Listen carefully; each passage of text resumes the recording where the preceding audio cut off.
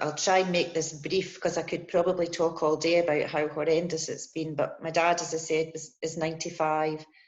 Because my mum and him were so fit and active and healthy, they've never considered death coming to them. They've never spoken about it to us. They've never discussed funerals, nothing. It just was something that wouldn't happen to them. And I'd had an argument with my dad, when I say argument, I suppose discussion, about 3 or 4 months previous to that, to this.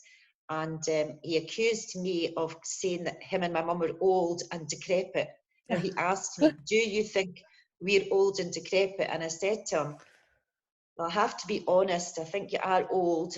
I'm not going to say decrepit, that's not a word I would use, but you are old.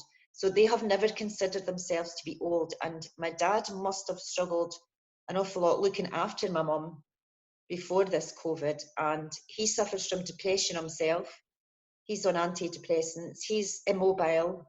So your dad, he was aware of the COVID-19 pandemic, was he? Oh, yeah, yeah.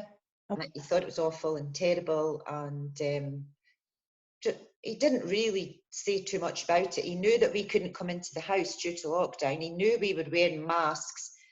He knew why we were waving through windows. But I don't think he ever thought it would affect them personally. I know that his fear was a carer would bring it in, but I think that was a fear, not really thinking it would actually happen. Mum was going to be getting increased care, and he said he didn't want any carers coming into the house because they would bring in COVID. And one carer had appeared at the house with no PPE, and my dad said to her, why haven't you got PPE on? And she said to him, and I quote, you're bloody lucky you're getting a visit, never mind about PPE.